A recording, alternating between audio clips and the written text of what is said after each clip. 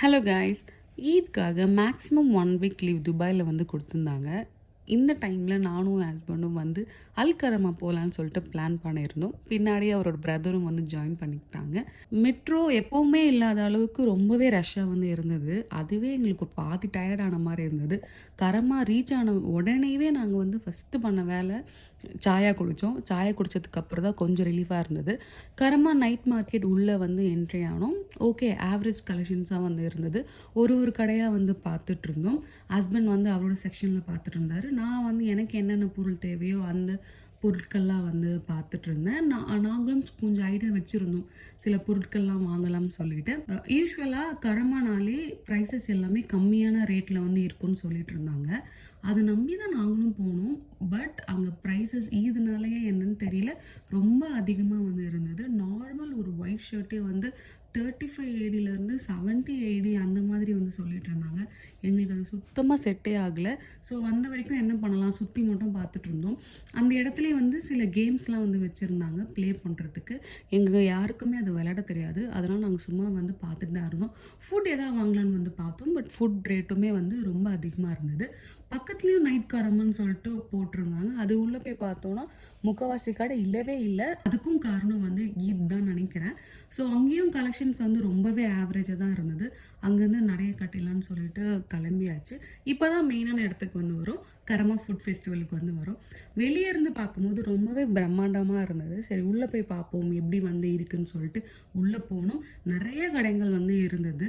So ஒரு கடையாக ரேட்லாம் எவ்வளோ இருக்குன்னு சொல்லிட்டு உள்ளே போய் கேட்டு பார்த்தோம். பட் ரேட் எல்லாமே எக்ஸ்பென்சிவாக இருந்தது.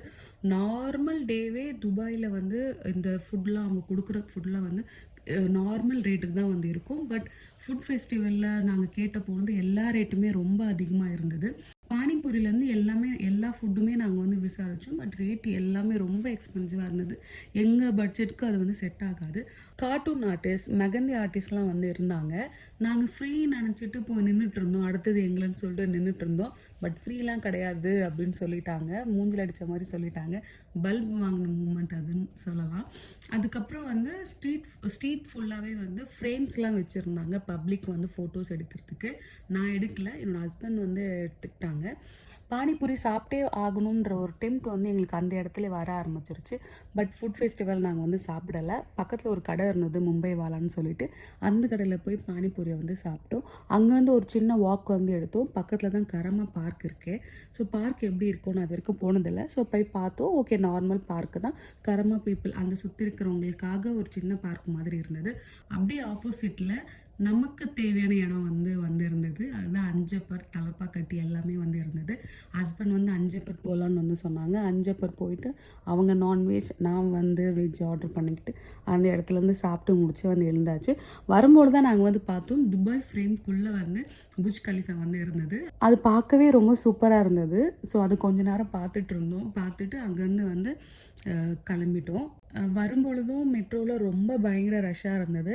இந்த டேவே வந்து ரஷ் டே அப்படின்ற வைக்கிற அளவுக்கு வந்து இருந்தது.